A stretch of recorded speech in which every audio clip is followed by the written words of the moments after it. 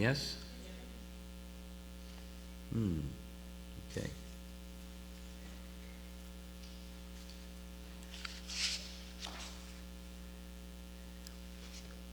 Well, the previous verses were discussing a child that's born, passing through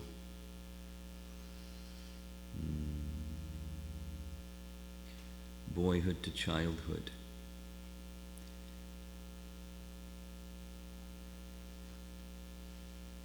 False prestige, anger, enmity,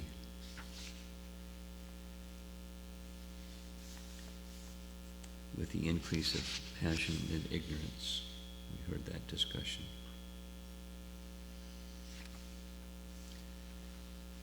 Text number 30. By such ignorance, the living entity accepts the material body, which is made of 5 elements, as himself. With this misunderstanding, he accepts non-permanent things as his own and increases his ignorance in the darkest region.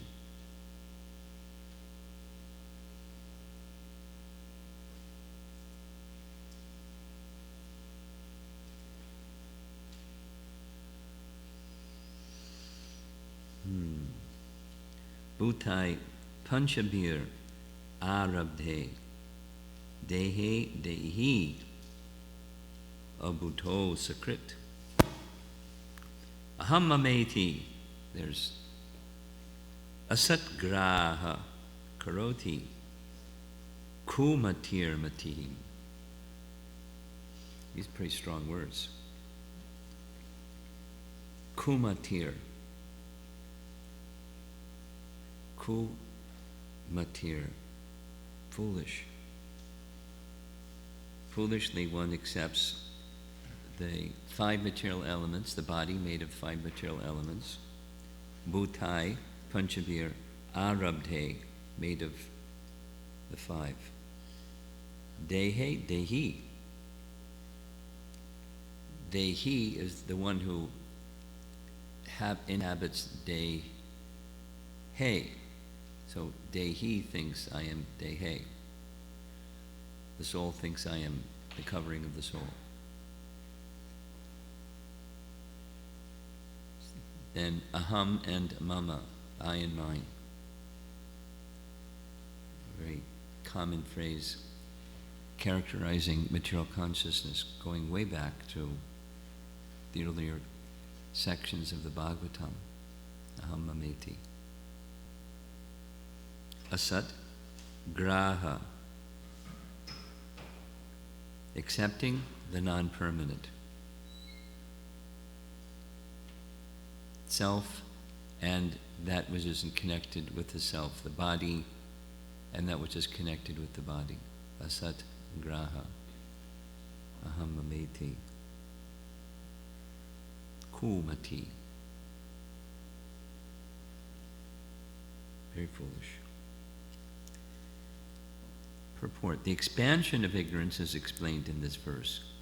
The first ignorance is to identify one's material body, which is made of 5 elements, as the self, and the second is to accept something as one's own due to a bodily connection. In this way, ignorance expands. The living entity is eternal, but because of accepting non-permanent things, misidentifying his interest, he is put in ignorance and therefore he suffers material pangs. So it's a short purport, but it's expressing, of course, not something different than what Bhagavad Gita says, but core predicament of the living entity in material consciousness. Let us not forget, all this comes about due to neglect of one's relationship with Krishna. That's where it all starts, turning one's attention, or Prabhupada is using the language here in the purport, interest,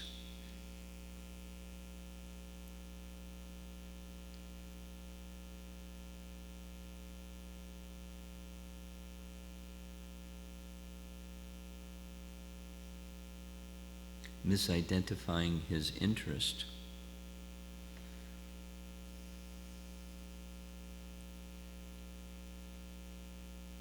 in the temporary, asat graha. The opposite, or the antidote, or the pure consciousness is,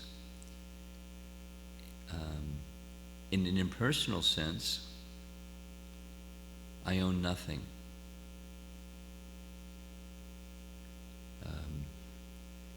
Just some appreciation of this particular point.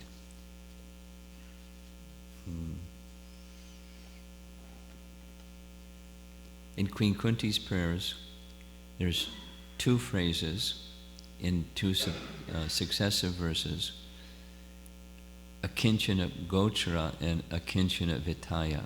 You're familiar with that? Prabhupada has translated that as materially impoverished. And last one is materially impoverished. One cannot feelingly pray, sincerely and feelingly pray. Now what it doesn't mean is you have to become an avaduta or something, or a sannyasi, one who takes a vow of poverty. When I turned 65, I made an application for Medicare, and sitting at the booth, the lady behind on the other side wanted to know if I'd taken a vow of poverty. And then she explained that, well, it doesn't matter anyways. Whether you take a vow of poverty or just impoverished, it doesn't really matter. Voluntary or involuntary. So even American law, or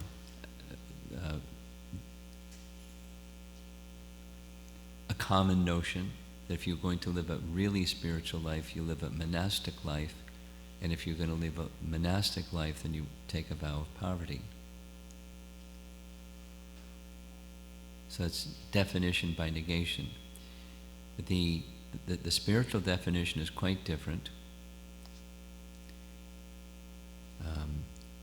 Rupa Goswami's teachings tells us that real renunciation is not giving up things that are in relation to Hari, because if they're in relation to Hari, you can't give them up. They don't belong to you anyway. They're not yours to give up.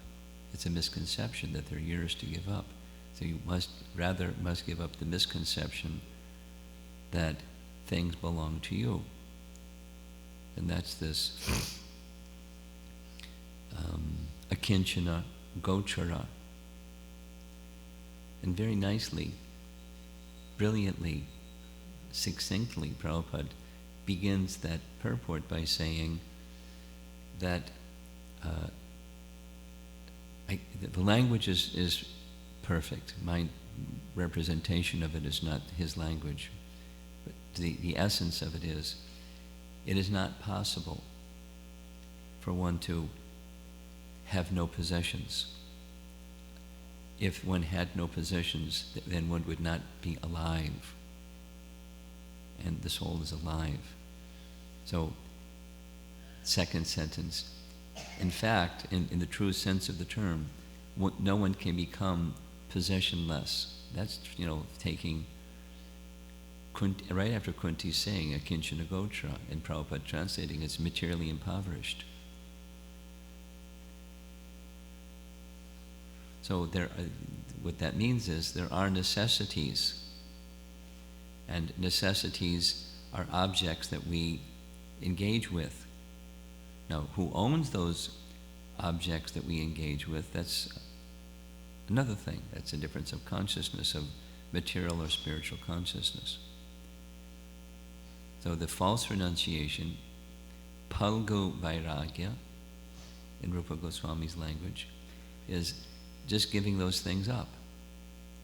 And the true sense of renunciation is accepting those things anasaktasya,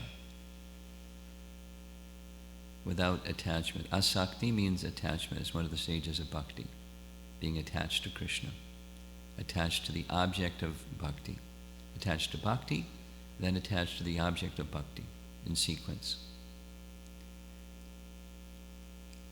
And anasaktasya is no attachment to the object.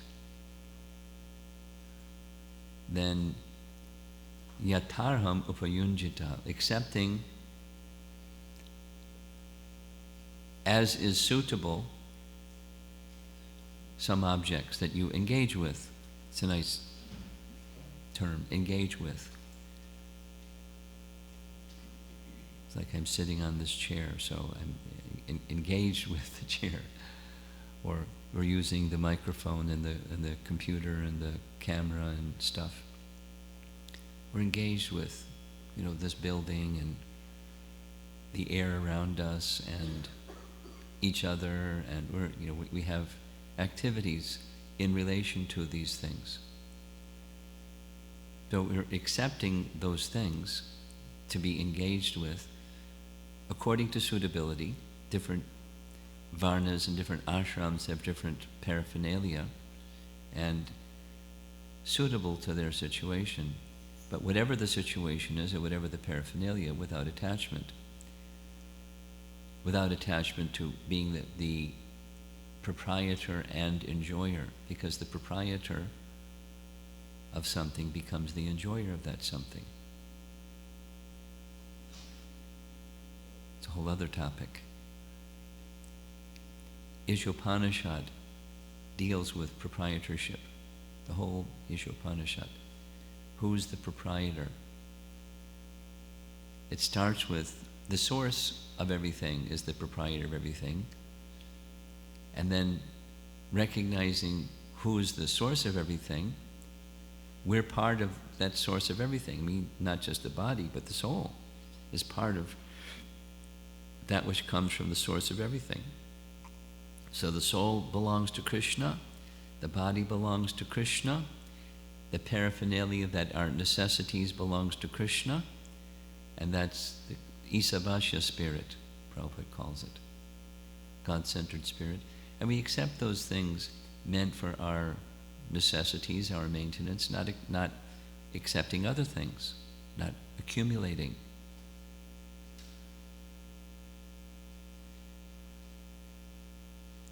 It's a whole industry, the storage space industry. People that accumulate stuff they really don't need, and they have to put it somewhere, so they rent a storage space to put it somewhere, all over the place.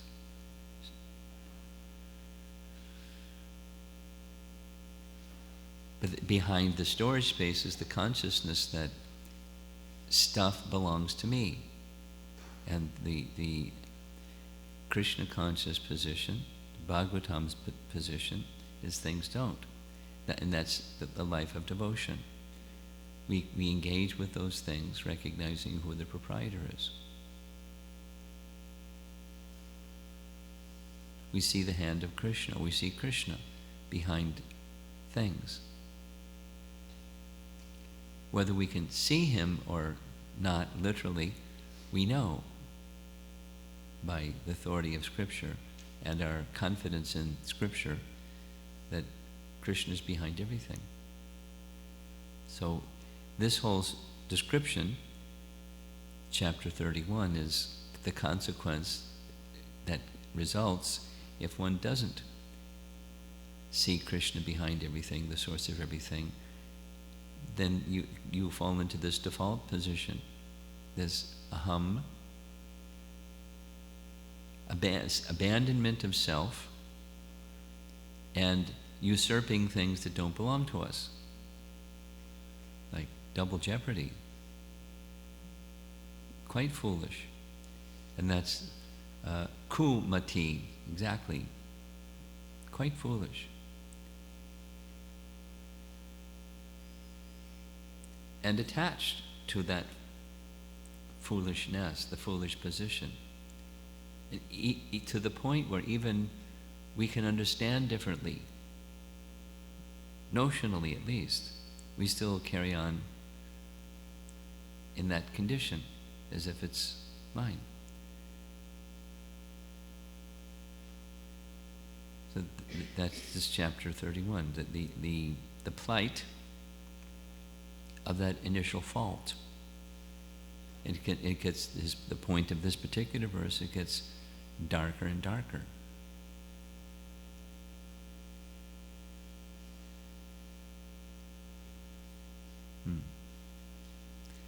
And that's the way of the modes of nature. Something, a visual image helps me understand lots of things. How is it that the yugas cycle from Satya, Treta, Dwapara, and Kali? Here it's describing the increase of ignorance. Before that was passion. Passion later transforms into ignorance. So what's the passion? The passion is the contamination of Shuddha Sattva. What does that mean? Shuddha Sattva is goodness that's unmixed. And Sattva means goodness predominantly, but a mix. Right from Bhagavad Gita. The modes of nature are mixed and there's a competition for supremacy. Sometimes this one prevails, sometimes that one prevails. But when the mode of goodness is there, that's Satya Yuga. The living entity has received a body, and what's the element that is necessary in order to receive a body? It's this desire to be an independent enjoyer. That's the first mistake, or sin, or error.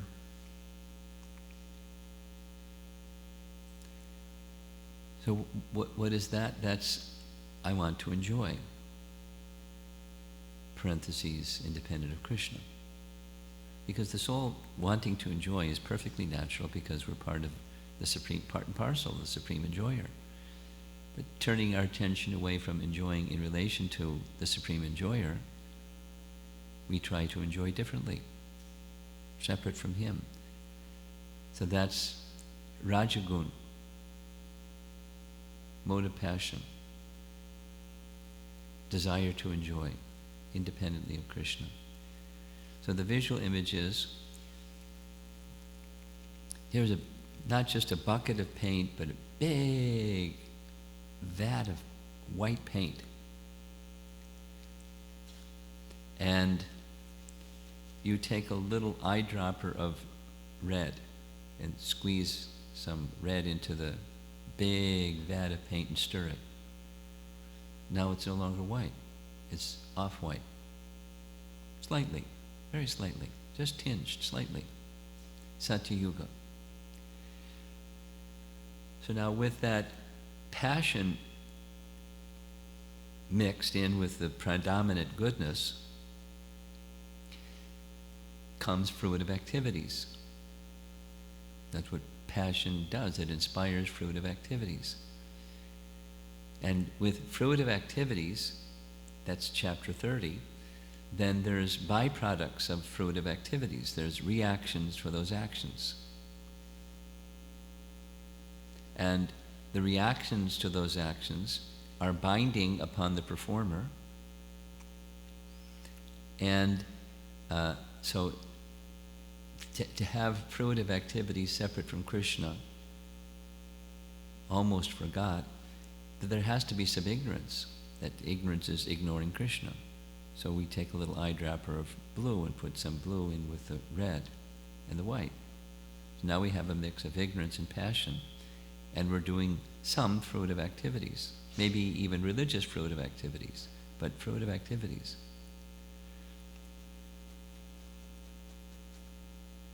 Whatever that might be. Let's say charity, or acts of compassion, or something that's, mode of goodness, mixed with fruitive activities. I want something in exchange. That's fruitive activities. Even it's good activity. We want something in exchange, as opposed to Shuddha, where I'm not looking for anything in exchange. Simply loving Krishna, pleasing Krishna. No fruitive activity. So with that fruitive activity comes a reaction, the bondage of karma. So here comes now more red and more blue into this big vat of paint, and keeps stirring and stirring, and over time it's the same vat of white paint, but it gets more off-white and more off-white and more off-white and more off-white, and keep going over a period of time, and then you're in Chaita Yuga. It gets darker and darker, and the movement of your stirring causes this vortex in the middle, and it goes down and down and down and down and down and down. It gets darker and darker. And we find in the 12th canto of the Bhagavatam what it's like at the end of Kali Yuga. That's the bottom of the vortex. So what happens? The personality of Godhead comes. He liberates by annihilating all those living entities. They're cleansed of that contamination of ignorance and passion. And right back to the top, the big vat of white paint with a little mixture of red and blue. Satya Yuga. From the very bottom, so it's an interesting cycle, all the way back up. From the bottom all the way back up. It's not exactly like a circle. It's all the way down, and then quick elevator right back up. But still, fruit of activities and ignorance. Some. Modest, but some. That's the modes of nature. And the modes of nature are moved by time.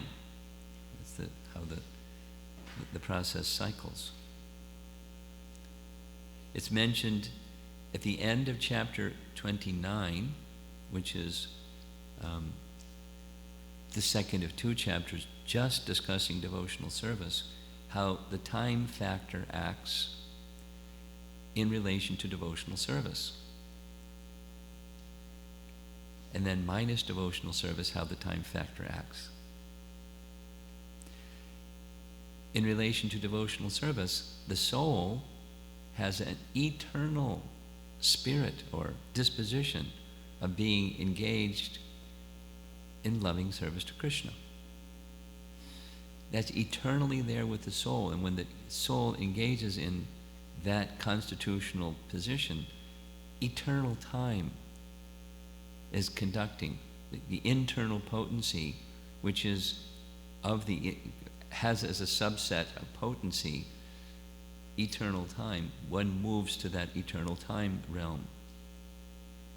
Meaning the body will be influenced by time. The body will age and get diseased and die. Or get diseased, age, and die, or whatever the sequence. The body will perish. But the activity of the soul, the bhakti, the focus upon the Supreme Personality of Godhead through devotion, that's eternal. It's never lost. That's eternal time is acting. But then when we turn our attention away from that internal potency or eternal time, then we're engaged in time as we know it, past, present, future time. And time then acts upon material nature to provide the facilities, the playground, the desha, the kshetra, the field of activities from Prakriti. So the prompt for all of that is turning our attention away from Krishna. Solution, turn your attention to Krishna. Easier said than done.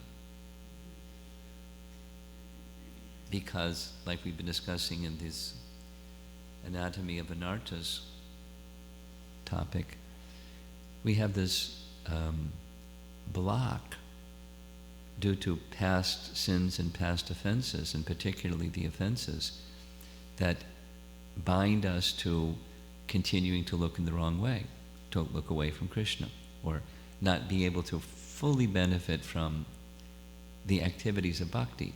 And the mind doesn't want to go there. The mind wants to go to those other places, impelled by the reactions of those past activities. We use this word vasana. It's like meaning, literally it means dress, but a disposition of body and mind. And then behind the body and mind is the soul, a disposition towards God. So doing a U-turn isn't so easy. There's these forces acting on us, so therefore devotional practice, and that's Kapila's teachings to Devahuti.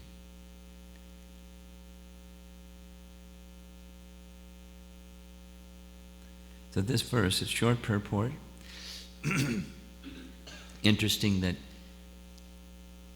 sequentially, all the other verses from the previous chapter up to this point in this chapter, it's all the chronological progression of the living entity that becomes trapped. From this chapter, the gestation period of the soul, and then in the womb of the mother, and what that experience is like, and how they pray. Some may pray, and then when they leave the womb of the mother, such a traumatic experience, they forget everything.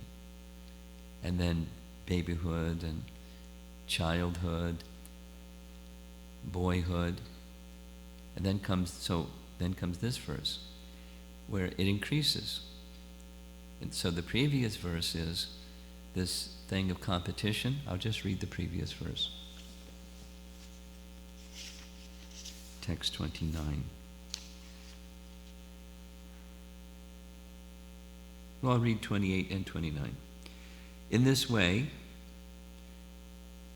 the child passes through his childhood, suffering different kinds of distress, and attains boyhood. In boyhood, he also suffers pain over desires to get things he can never achieve, and thus, due to ignorance, he becomes angry and sorry.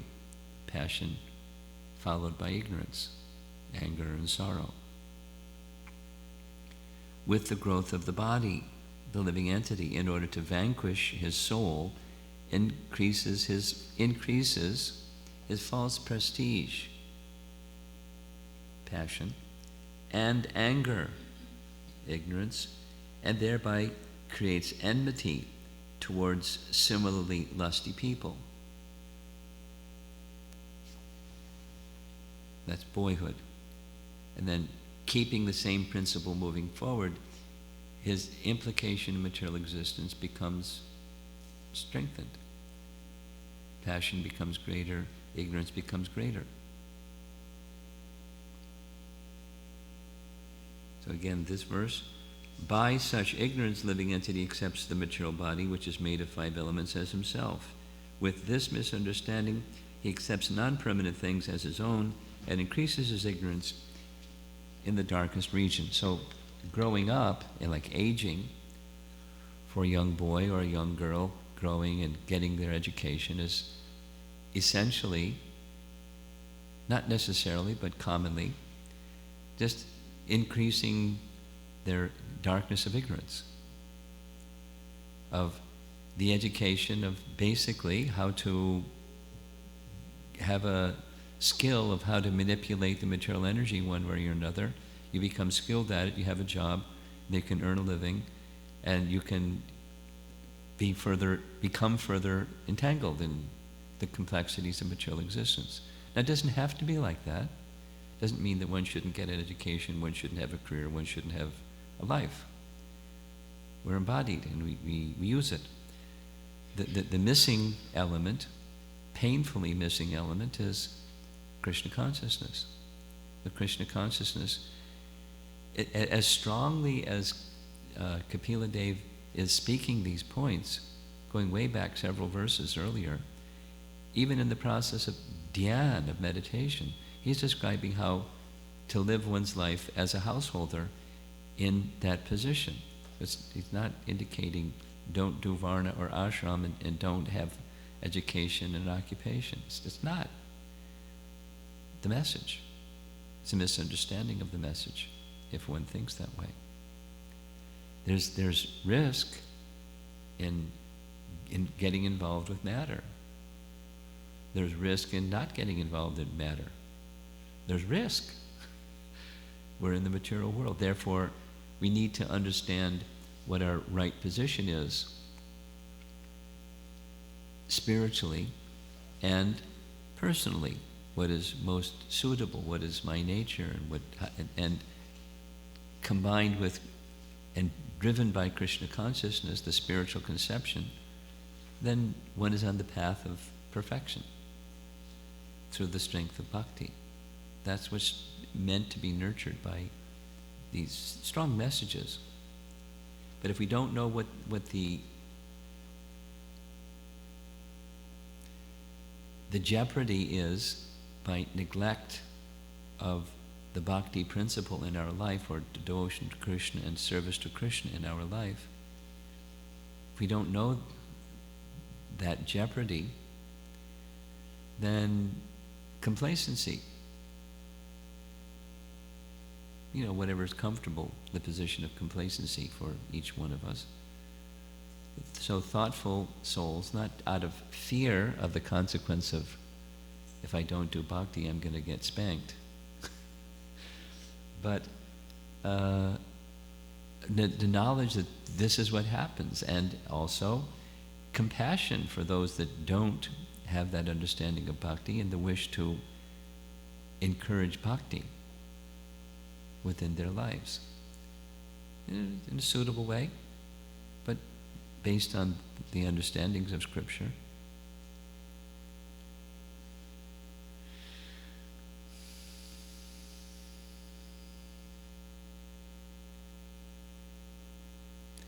These principles, I'll just end with this, these principles are not unique to the Hare Krishna movement. Many of the things that we say, other groups may also say. I was thinking about this on the way over here, seeing this church and that church, and last night also where we were traveling, such and such Lutheran church.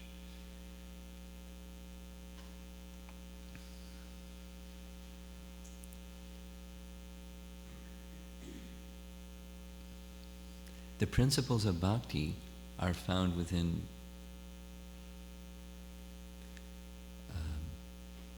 generally speaking, found within religions of the world. So it isn't important that one understands these things that Kapila Deva is teaching to Devahuti. Well, in one sense, it's not essential.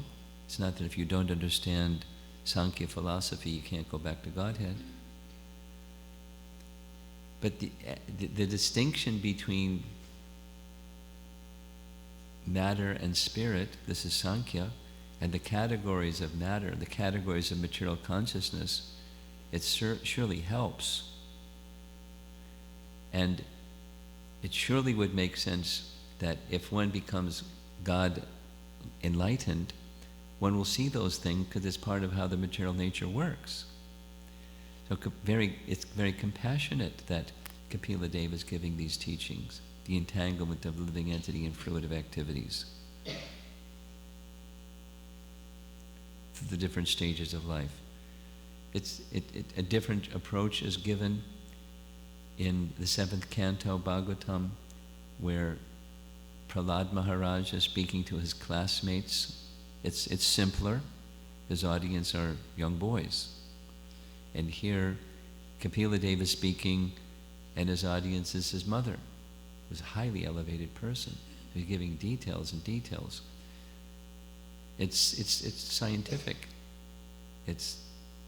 There's details in science. It's not just notional and emotional and sentimental. There's details and details. And a spiritual scientist can understand these details. It makes, using the language from yesterday, the pots and plates very clear. You can see things with clarity. And that clarity comes from Krishna consciousness, or the fruit of bhakti. So you just navigate your way through a life of devotion with proper understanding of things. and with that proper understanding of things, a wholesome detachment. Wholesome detachment meaning I don't allow myself to fall into the trap of thinking I'm proprietor of these things. It's Krishna consciousness time, where I see these things as they are. And their interaction of these things according to what Kapila Deva is saying. And if I'm a parent raising a child, I can see the influence of ignorance and passion acting, and I know that the solution, of course, if that's one is Krishna conscious, then the solution is nurturing bhakti and different ways to nurture bhakti, along with the knowledge of, not just don't be possessive of your toys or your objects, rather than just admonishing, share your toys, because when you grow up you have to share your toys too. So you learn this lesson when you're little, so that when you're big you're not territorial and creating enmity. But this verse is saying the enmity happens just from the influence of this ignorance and then passion, and then in turn it's byproduct ignorance. Anger, frustration, sorrow, lamentation, acting from that place where one lashes out and does harsh things and says harsh things due to that, trying to relieve yourself of the suffering that doesn't relieve you of the suffering. It deepens one in the mode of ignorance. So one can see these things in a detached way, that with that detachment allows deeper contemplation upon the personality of Godhead, His glories, the value of His association through bhakti, and the importance of keeping Him at the center even when we're engaged in bhakti. It's Krishna who we're intending to please through our devotional service. It's very advanced. The message of Srimad Bhagavatam, it's not a different message, back to the starting point, than different spiritual teachings. It's not new messages. Some people who hear these messages from other traditions, they go, oh, that's it from the tradition that I grew up in. That's what they hear, those points. But then maturing, as one grows and matures in Krishna consciousness or in devotion to the Supreme, then these things become more and more and more clear. The pots and plates become clear, and how things mix together to create illusion, and how, separating from that illusion, how do things look differently. It's a lot of mercy being imparted here in Srimad Bhagavatam.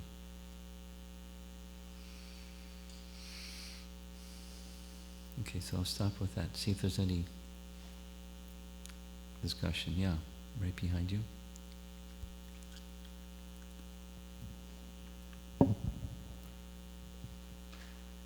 Hare Krishna Maharaj. In the text 29, it says, the living entity in order to vanquish his soul. We discussed this. We can do it again. A little confused there. I probably missed it. We discussed it. There's no question. It doesn't mean the soul becomes zero or annihilated. Souls are never created and they're never annihilated, not vanquished in that sense. Vanquished in the sense that the pure consciousness of the soul becomes further lost. Pure consciousness of the soul becomes further lost. That sense of vanquished.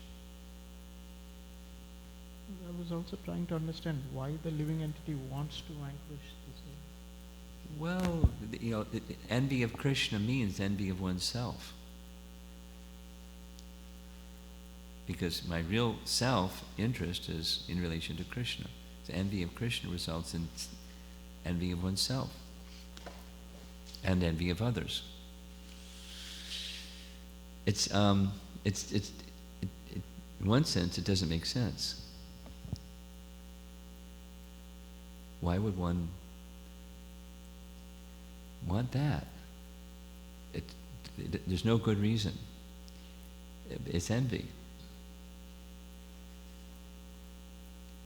The real self, I don't like.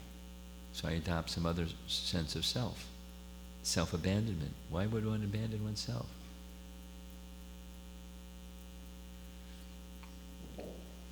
But it's an option.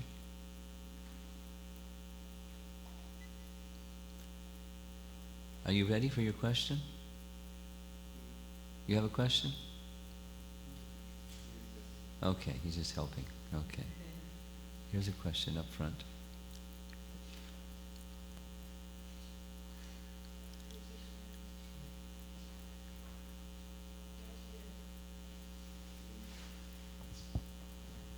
We were discussing about all the different types of yugas.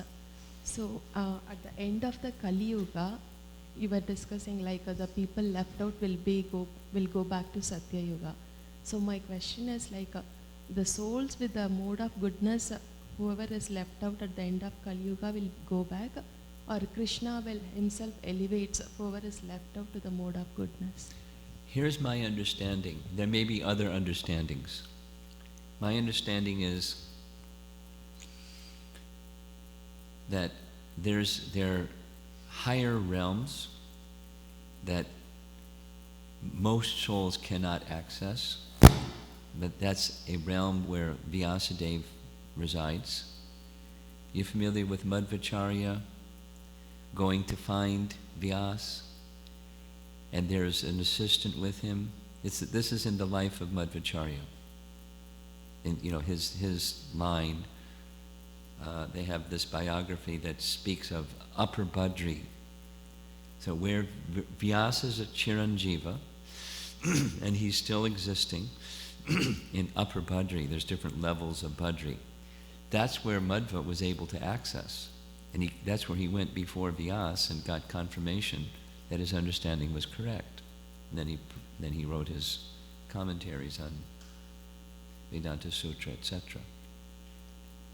So in that place in Upper Badri where Vyasa resides, there are others. He has an ashram. And when Kali Yuga is finished, Vyasa and those who are very elevated souls, they descend to this realm, and they are the ones that begin Satya Yuga. Again, there may be other descriptions, there may be other possibilities in other yuga cycles, but very qualified persons commence the next Kali Yuga. And Krishna makes some, or the Supreme Lord makes some arrangement for that. There may be different ways that he makes those arrangements. So they're in unmixed goodness. But by the plan of the Supreme Lord, the yugas move through the time energy, and the modes of nature are there, and they become activated by the time energy, and living entities become influenced by them, and gradually the cycle downward again. Okay?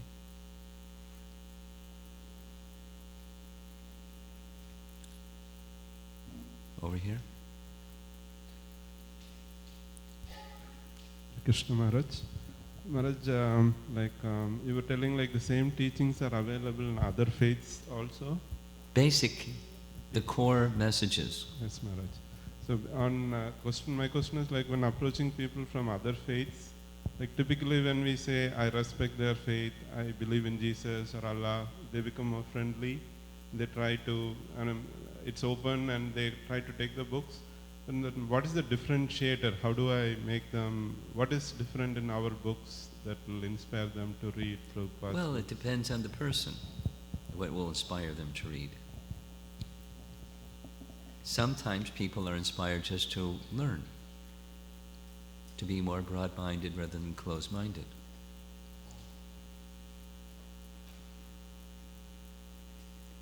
depending upon the person. You can say,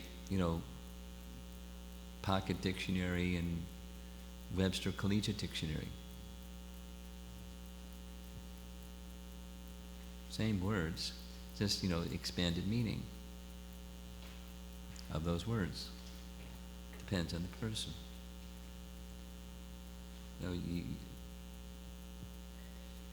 Depends on the person. We live in a world.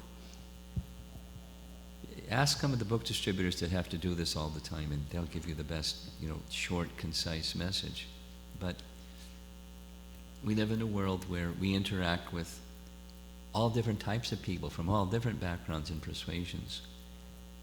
And all religions teach we should be respectful of God and others' faith in God.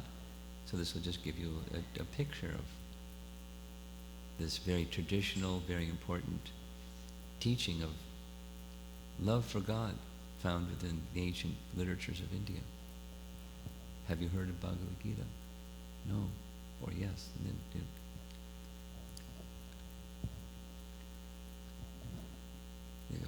it's commonly taught in universities. If they're going to teach Eastern philosophy or ideology from that part of the world, this is a must, this book.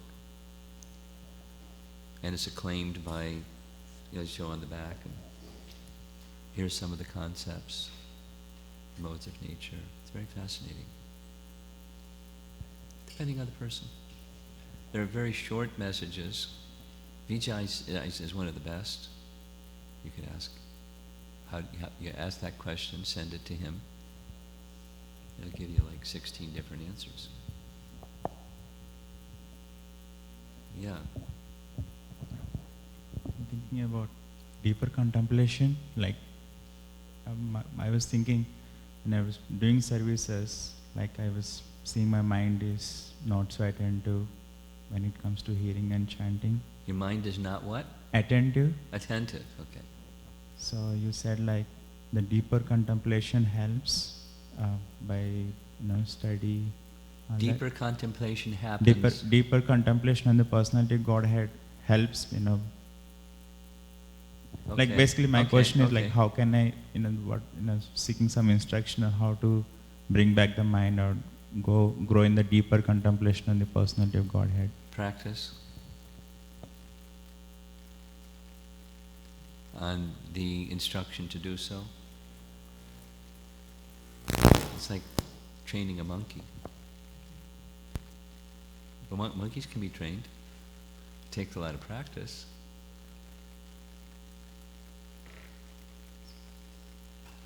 Mind's like a monkey, jumping here and there. In the back.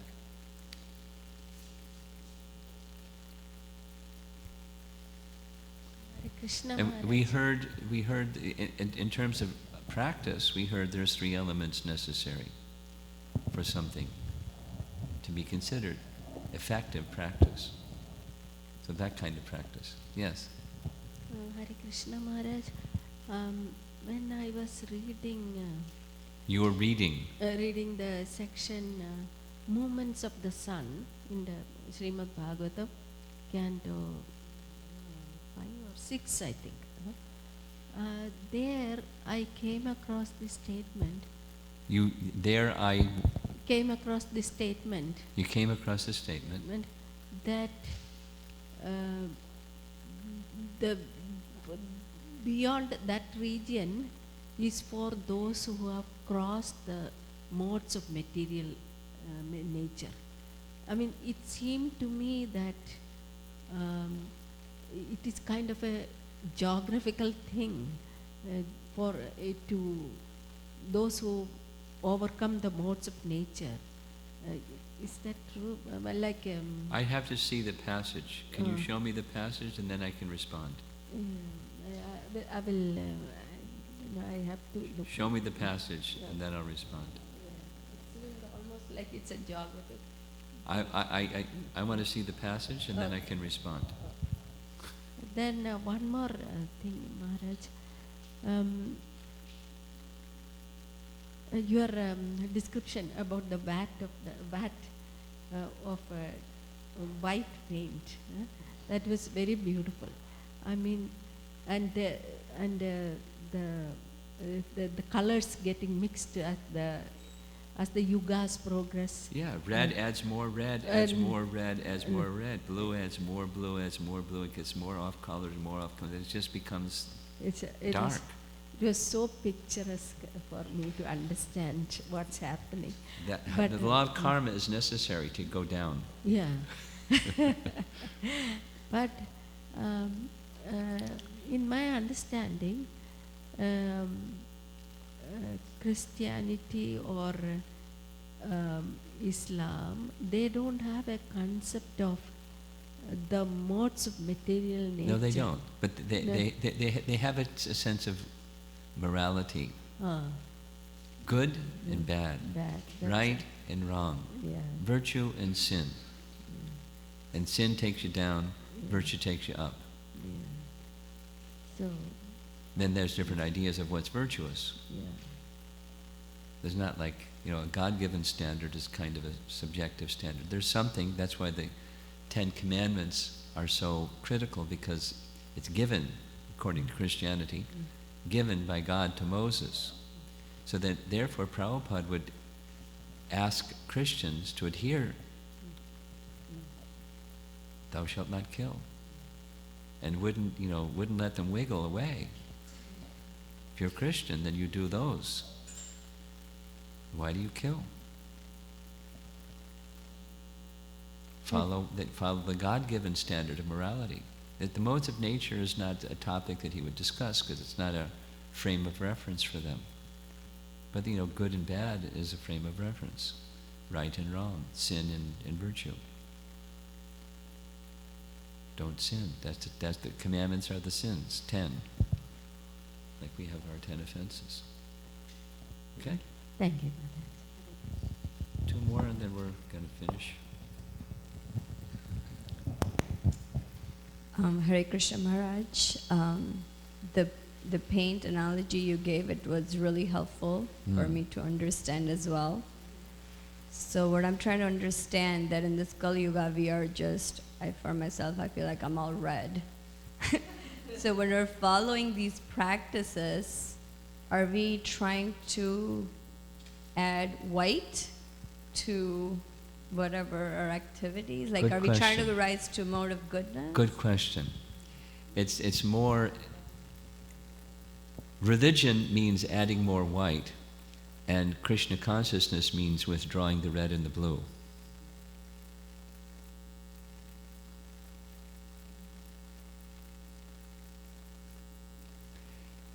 I'll modify that. Religion means you stop sinning, that you don't add more, but the nature, unfortunately, the nature of karma is that red and that blue that's already there stay. So I don't add more, and then to be forgiven from my sins, which is it's a big theological issue. What does one do to be forgiven for one's sins? Different religions say different things. The problem is, even accepting that their theology is a God-given one, not a man-made one. Let's say, Christ forgives you, died for your sins. All right? Now what about the propensity to do it again?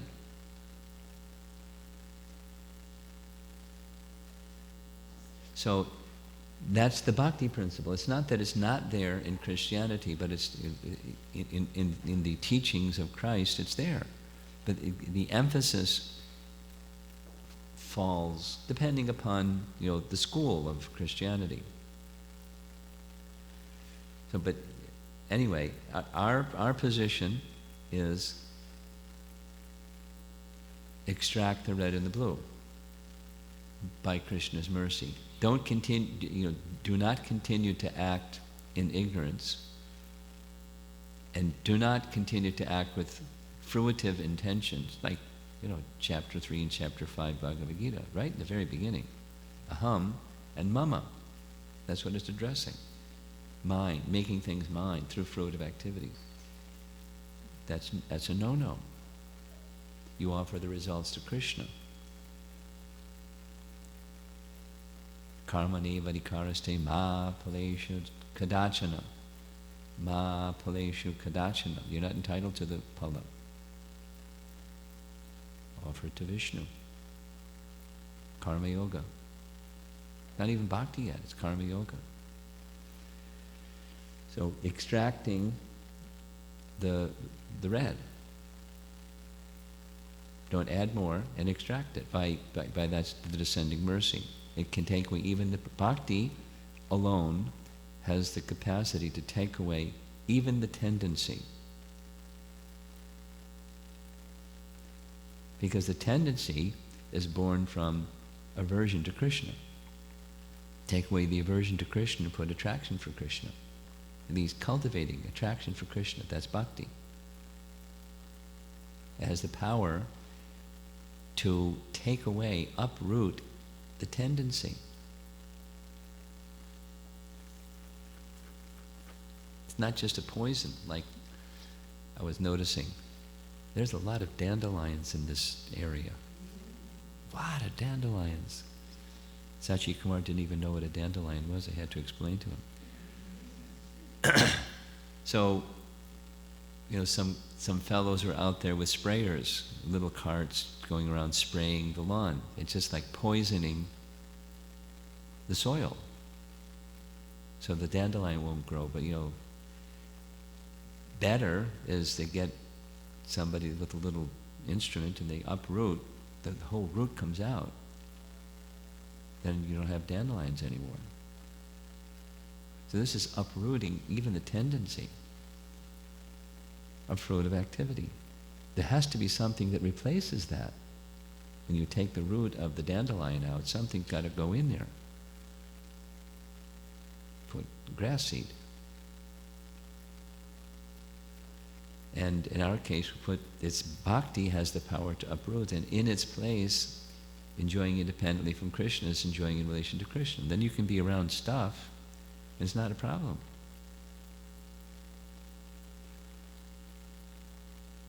So that's the distinction, using that metaphor. It's progressively decreasing the amount of red and blue, and not adding more. It takes a while, because we have tendencies. Okay? Last question.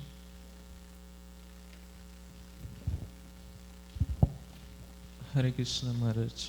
My question is based on the point of not being the proprietor and enjoyer that you Not discussed. being the proprietor and enjoyer. Okay. In generally dealing with common people, especially non-devotees, I tend to use the word "this is mine" or "I'm related to some person." The use of word "mine" is there. So I was trying to understand, Maharaj. Generally, in devotees, we say that. I heard some devotees saying that nothing is mine; it is only in my position, something like that. That's fine. So I was trying to understand, when I say that to the outside people, common people, that something is mine or I'm related to someone, how do I examine my consciousness if I am actually being on the bodily platform or...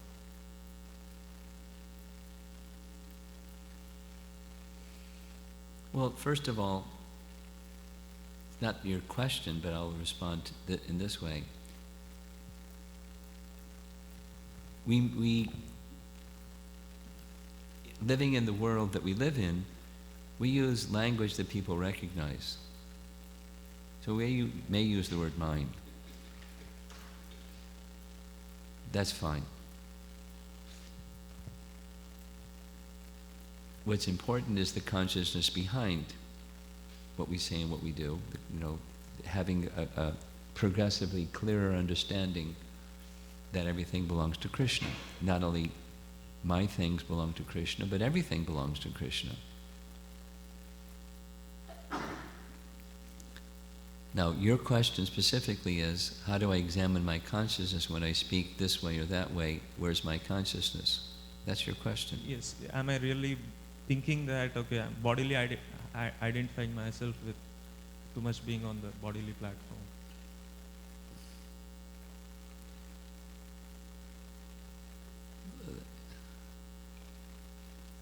That's the problem. No, that's not, you're just stating the problem. That we're prone to being too much on the bodily platform of consciousness. But that's a statement of our condition. Now, how do I examine, when I use this other language, how much of it is, I'm just using the language, but my consciousness is really attached to the bodily conception, or how much am I actually free from the bodily conception? That's your question? Maybe something like that. Something like that? I want to be clear what your question is before I respond. Is that, and did I get it or no? Not exactly. In dealing with devotees, You don't have a problem, it's the non-devotees. it's at least I'm only partially there because I'm most. It's a safe assumption we're mixed. Something and something. We're mixed. Now the question, how do I evaluate how mixed?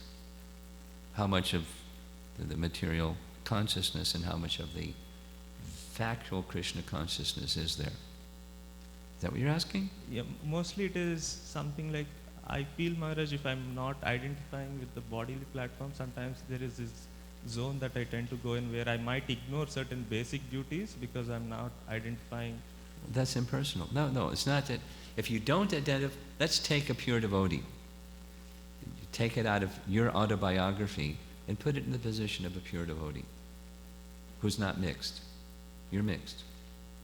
Pure devotee, not mixed. They may use language and conduct themselves in the world in seemingly ordinary ways, but their consciousness is fixed, not mixed, fixed on Krishna. So in our case, we're mixed. So just accept that you are. I think keep it simple. Accept that you are mixed, however you communicate and interact with devotees and non-devotees. I'm in this mixed position, and what I need to do, aside from evaluating how far along the scale am I, what I need to do is chant very attentive japa and hear from the scriptures very carefully, apply the scriptures' message in my life very carefully, and cultivate becoming attached to the object of devotion, Krishna. When I'm there, then I know that there's no mix.